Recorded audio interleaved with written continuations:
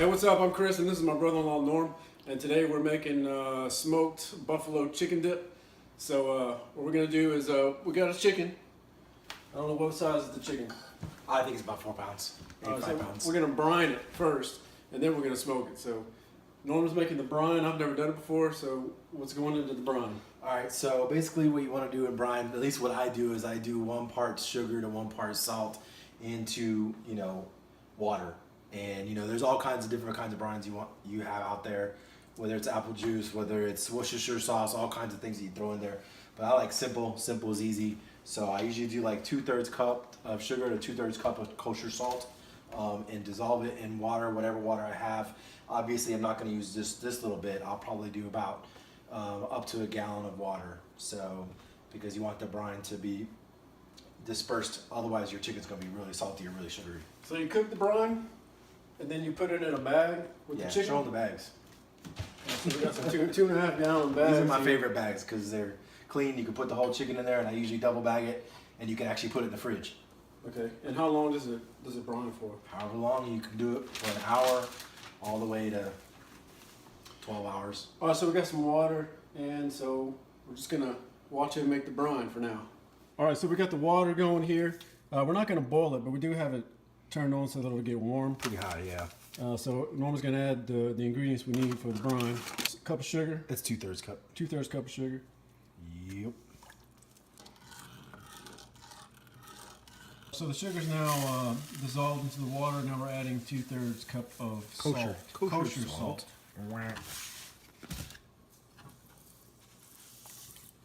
And then stir it up some more. You want it to be completely dissolved, so you can't see it anymore. All right, so the water it's hot, and the sugar and salt is completely dissolved. We're adding some ice. Why are we adding ice? Because you don't want to, if you put it in, remotely warm, it's going to start to cook the chicken.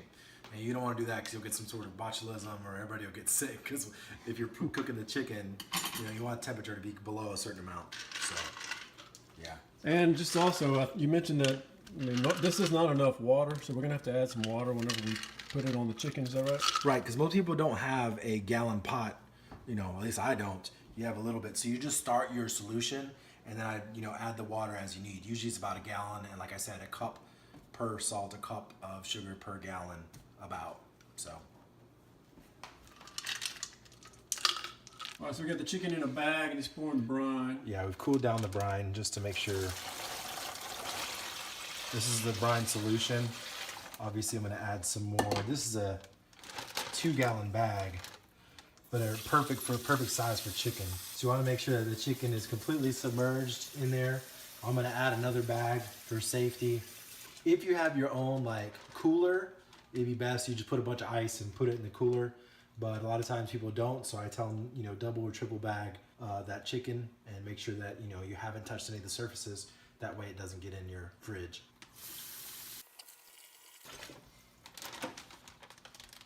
Got the brine going right there. Yep.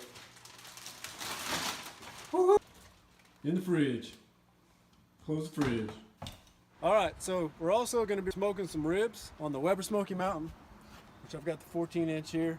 We got 2 racks. We're going to put one on the bottom, one on the top. So to cook the chicken, we're going to cook it on the kettle grill. Now, in order to try to maintain the temperature in the kettle grill, I'm going to try to do the snake method. Snaky snake. On the charcoal, I'm going to line my charcoal up on this one side, and it's kind of almost like a minion method where you light some charcoal, put it on the one end of the snake, and then it slowly burns all the way through. So I got some charcoal here. I'm not going to really be all neat like you see in some of those pictures, all lined up perfectly. I'm just going to line them up. Ashtray. I don't even know how much to use, really, for being honest. So I'll pour the lit charcoal right here, and then it'll slowly burn around. Nice. So I've never done this before, like I said, so it's going to be kind of a trial and error kind of thing. Now we're back inside. We got the chicken brining, and we got the grill set up ready to go. While we're waiting, we're going to make the dry rub for the ribs. And it's a mixture of a variety of things. Secret. You're going to mix it on up, mix it on up. I just want to pour that on my face and then cry. just gonna get a few charcoal going. Like I mentioned, I'm gonna get these going, and then I'm gonna just pour it out on one side of this snake, and then let it slow burn all the way around. And I'm just doing that to try to control the temperature a little better. Got these lighter cubes here. I'm gonna light it with fire. what else would I light it with? So that's going. I'm gonna stick this on here. Should just take a few minutes, get this burning hot, and then we can pour it on there. We're gonna put you on the video. Please don't. All right, looks like the charcoal's about ready to pour. Like I said, I've never done this before, so let's see if that'll get going for a little while. We'll see what happens. All right, so for the chicken rub, I do something real simple. It's gonna use pepper, heavy mashed pepper, and salt, and that's pretty much it. Pepper, salt, blend that. There you go. So I'm gonna put some olive oil on this chicken. Just get it all nice and good, you know, on there so the rub can adhere to the skin. I've got it in this roasting pan because I didn't want to get the juices anywhere. But you can put it whenever you want. Pepper and salt liberally on the chicken. You always want more pepper than you think you need. After it smokes, it'll make this nice charred surface. So it's been going for a few minutes, and I stuck the probe in. It's right around 300, which is more than what we want for right now. So I pretty much got the bottom. It's all the way closed, and got it to stop around 300 actually from climbing. So I think once we put the meat in, it's gonna cool it down a little bit. But I got some apple chunks here. That's what we're gonna use today. I'll put one over here so that it'll catch on later, and I'm gonna put one here for right now. The roasting pan here, we're going to take that chicken out and plop it right on the opposite side of the grill. I guess as far over as we can get it without touching the lid. Look at that. Sprinkle that! Alright, now we'll just keep a, there you go. We'll keep an eye on the temp for a little while and just see how it goes. In the meantime, we'll be getting the ribs ready to put on the Weber Smoky Mountain. All right, I'm getting the charcoal set up for the ribs on the Weber Smoky Mountain 14.5. Doing the minion method today, but I wanted to show you I'm doing a little bit different than I did for the chicken. I've got the chimney starter upside down, and I've got the little bit of charcoal I need in the very bottom. So I saw T-Roy do this on his channel, T-Roy Cooks, and I thought it was a good idea. Got a lighter cube on the bottom. I'm gonna light that. There he goes. We'll let it sit here for a minute, then we'll be ready to get the Smoky Mountain set up for the ribs. We got one spare rib and we got one back rib. Yep. So we're about to throw some seasoning on them, but of course we'll have to cut them in half to fit them on that little 14.5 Weber Smoky Mountain. So Norm's going to remove the membrane here. I use paper towel because it's easier to pull. Oh boy, oh boy, oh boy. Nobody wants to eat membrane. Yuck. Alright, because the Weber Smoky Mountain won't fit a full rack, we had to cut them in half. So we're trying a few different things too here. So I know I've seen other videos where people have put mustard on top. So, and I know Norman's actually done this before. So we're going to do that on one just to see if we can taste the difference. Yep. So we're just trying a few different things. You got anything to say about it? Mustard. So this is the rub we made before, but I was using this empty container to throw it on there. People like different amounts of rubs. So, kind of do what you like. Alright, the charcoal is ready to go. We'll pour it right in the middle.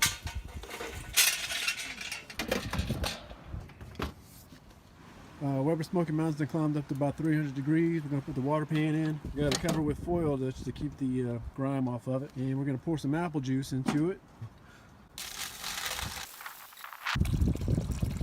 Apple juiceness. It's apple goodness. We got the ribs. We're going to put the back ribs on the bottom since that rack's a little bit smaller than the top. And we'll put the the spare ribs here on the top. So there's the one without the mustard, and here's the one with the mustard. These are Booyah. Taking up the whole top right here. Yep. And we'll see what the temperature does here in a minute. For the ribs, we're going to do the same thing. We're going to put some apple chunks in. Got a couple of good chunks right there.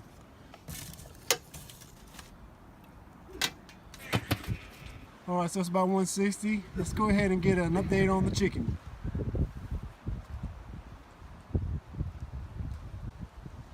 Chicken's been cooking about an hour and a half, and we got the temperature here stopped at 280. We wanted 275, so 280, I think we're good with that. So let's take a look at it.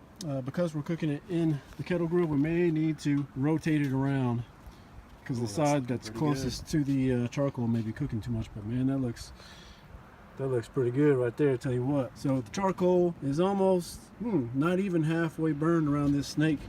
It's been only an hour and a half, so I think we're going to be good on grilling time here, on smoking time. Hey, how you doing?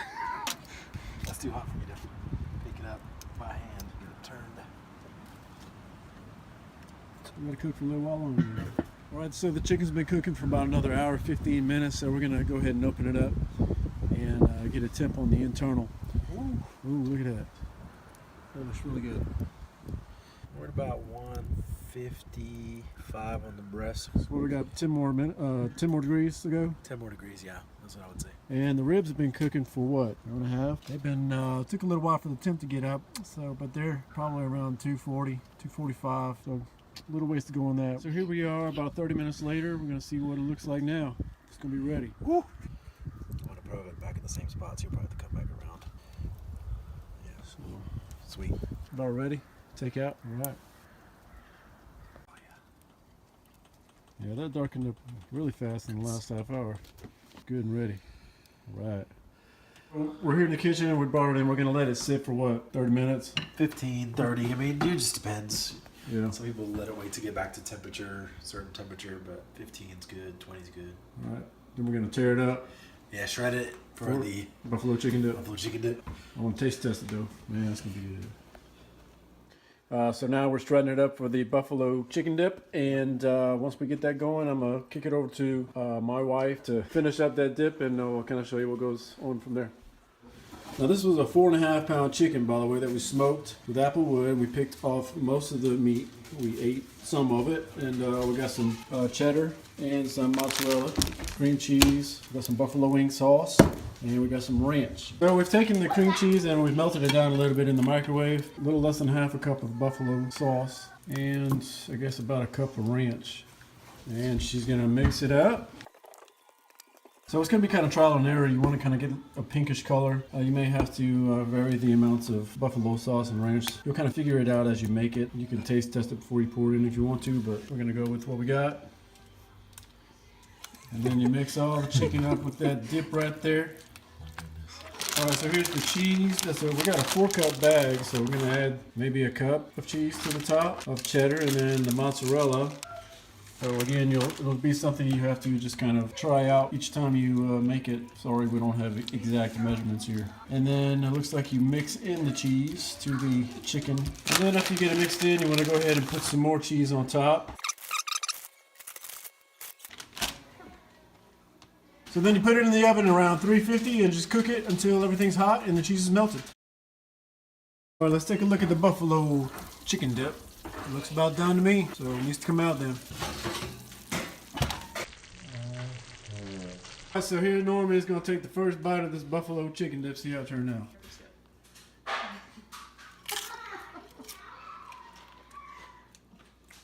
Oh, good, man. That's real good. Let me try that out. Sauce bon. Alright, so everybody likes the buffalo chicken dip. This is a success. So all we gotta do now is wait on the ribs. It's gonna be a few more hours. We've been 2.5 hours on the ribs. The dial in the top here is about, I don't know, 225. Down lower it's around 250 probably. So we're gonna go ahead and probe those ribs and see where we're at. Pretty good. So it's gonna be approaching probably close to 190. So here we are at 4 hours and 20 minutes into this cook. I can tell already it's starting to loosen up. Oh yeah, let me see what we got here. Oh yeah. Oh yeah, we're gonna be around 200, so those probably gonna be about done. I don't see quite as much bone poking through. Maybe you can see it better on the inside, but it has pulled away from the bones. You can see it right here. Yep. Right, here's the wrapped one, but you can see the bone on the one that we wrapped, because we had some problems with this one stalling around 190, and that's when we wrapped this one, so it looks like it worked out pretty good. So since they're about done, we're gonna put some barbecue sauce on them, let them cook for just a few more minutes, And we actually checked the ones on the bottom, and those are done too. So looks like the whole batch of them is good to go. Our barbecue of choice is Sweet Baby Ray's. Actually, it's not choice, it's all we had. So that's what went on them. And we ran out of pans, so now we're using a muffin pan to transport them. So that looks excellent. All right. That's coming off. Yeah, there we go. So yeah, it's really tender. So now we got the ones on the bottom, and these have a really dark bark on them. Oh yeah. Oh whoa, yeah, looking good. Bring them inside and let them sit for a minute, and then we'll chow down. Here's the spread. Got the back ribs, got the smoked Arkansas green beans, got the spare ribs. So after these are sit for a minute, we're gonna cut into them, and that's gonna be it. These are Hickory smoked Arkansas green beans. You can see they got bacon, soy sauce, brown sugar, and I smoked them on the grill with some hickory. So if you want to see how I made those, I'll put a link in the video description box below. And I just tore this apart, and man, that bone is it's very tender. This one right here. This is the big back ribs. All right, so here's some of the spare ribs. You can see that the smoke ring. Look at this crazy good looking stuff right there. And these are some other ones. These are real tender. These were a little more chewy because we didn't wrap these, and these were on the bottom rack. So I'm about to try some of these. That's the back rib. Pretty good, I'll say. You try the spare rib. That's good too. I like it a lot. Hey, thanks for checking it out. I've had fun. My brother-in-law was in town, so we got together, got to smoke some stuff. It was a good time. Thanks for watching, and I hope you check out my other videos. Hit the subscribe button below. I've got a few other smoking videos out if you want to look at those, and I also do some DIY stuff. So hit the subscribe button. I appreciate it, and please leave some comments or some constructive criticism for us. Appreciate it. Thank you. See you next time. Bye. You always gotta pause at the end to let yourself fade out.